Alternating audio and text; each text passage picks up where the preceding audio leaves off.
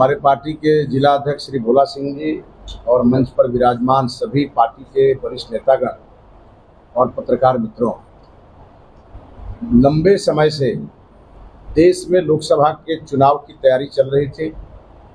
बक्सर में 7वें चरण का मतदान 1 जून को हुआ था और पूरे देश के परिणाम कल आया है।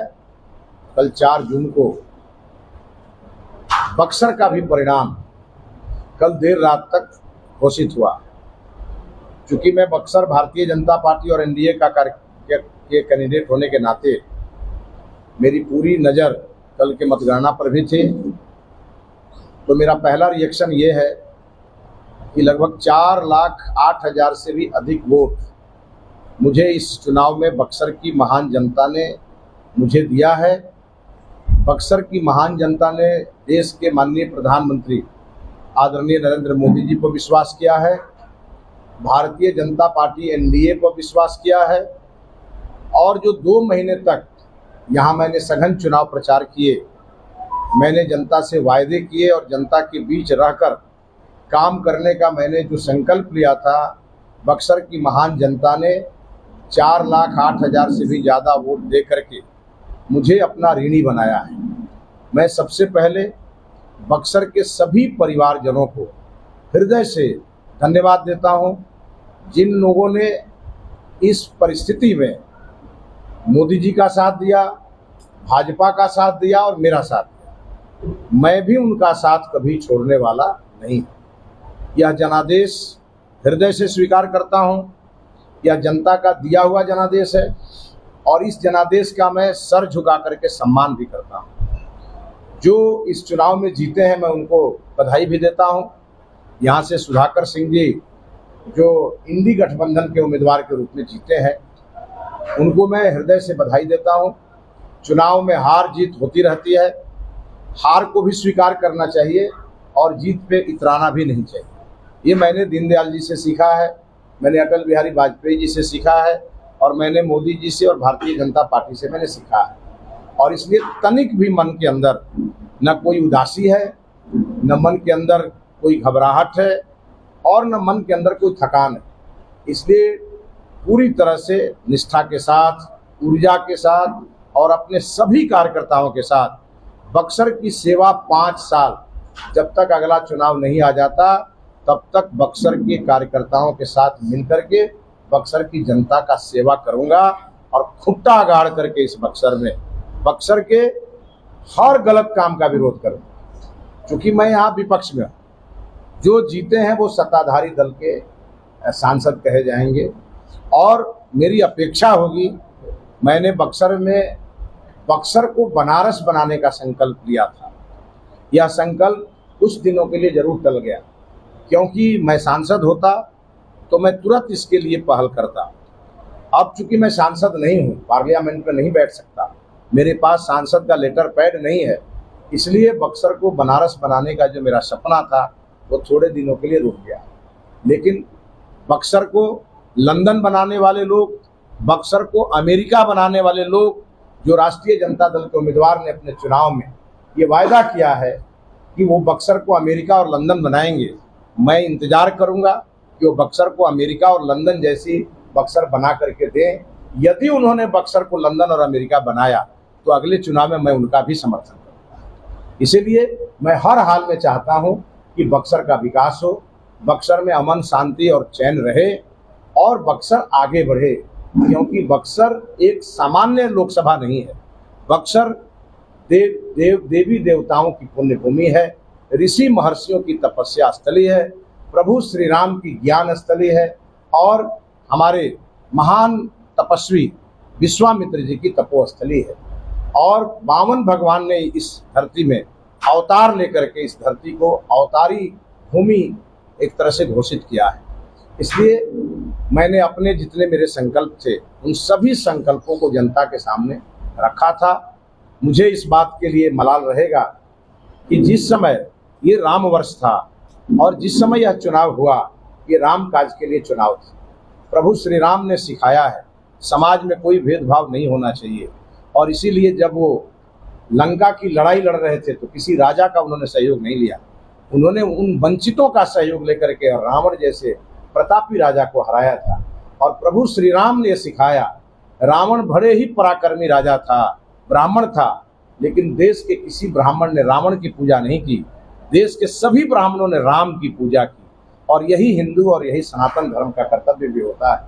मैंने बक्सर में यह महसूस किया कि बक्सर में राष्ट्रवाद जातिवाद के कारण हार गया।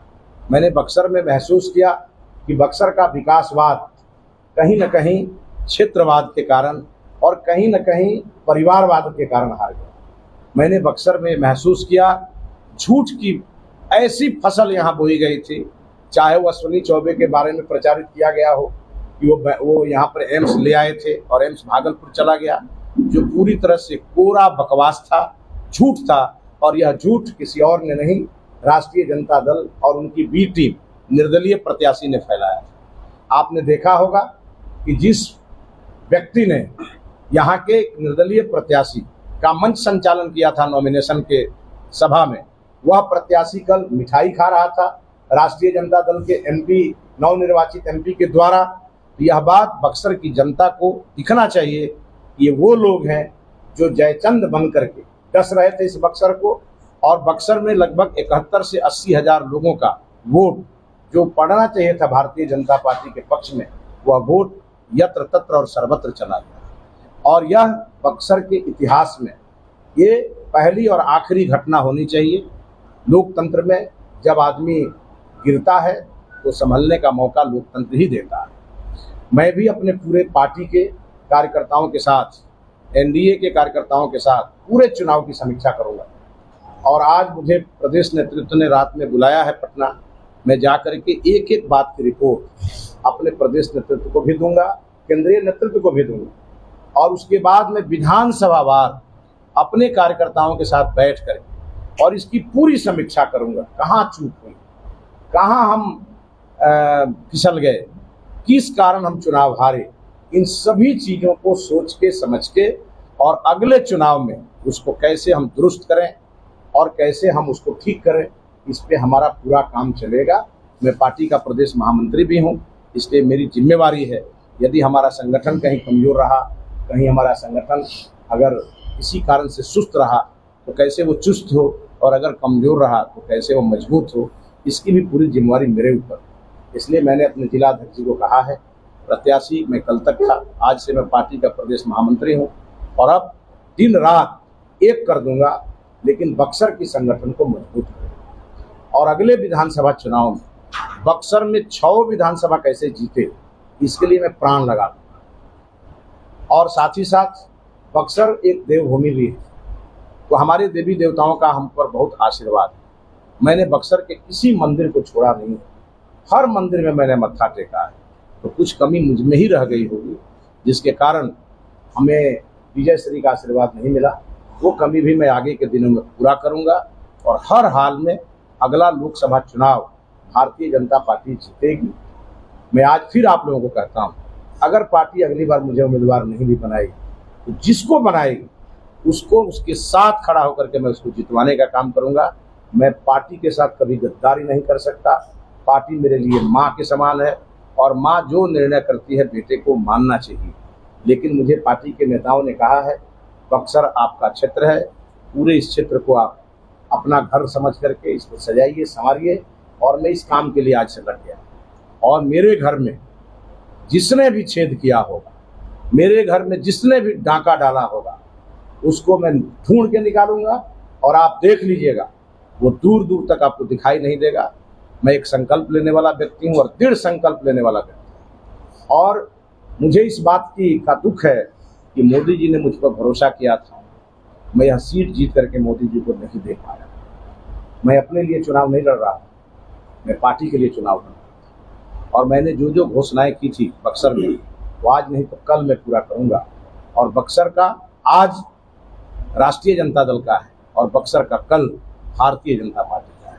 ये मैं पूरे बक्सर को विश्वास दिलाता हूँ। बक्सर में कभी सनातन को छुपने नहीं दूंगा। बक्सर में जातिवाद का जो जहर जिन लोगों ने बोया है, उसको मैं राष्ट्रवाद से खत्म करूंगा। बक्सर में जिन लोगों ने भी झूठ की खेती की है, उसका झूठ मैं जनता के सामने लाऊंगा। और उन लोगों को जैसे पत्थर का चना चबाने का आनंद मिलता है, वैसा आनंद जो आनंद के लिए बहुत बेचैन थे लोग, उनको मैं भी अब एक विपक्ष का सशक्त सिपाही बन करके और उनको आनंद की अनुभूति भी कराऊंगा। इसलिए आज मैं सभी प्रेस मीडिया के भाइयों को बहुत बधाई दूंगा। आपने बड़ा सहयोग किया, हमारी बात को आपने पहुंचाया है, मैं उनको भी बहुत बधाई दूंगा। एक सवाल जो जो पहले मेरी बात पूरी कर लेने दीजिए।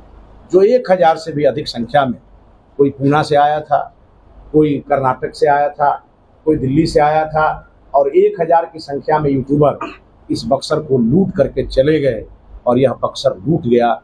मैं वैसे लोगों को भी बधाई दूंगा जो लूटने आए थे और लूट करके चले गए। हाँ, आप पूछिए।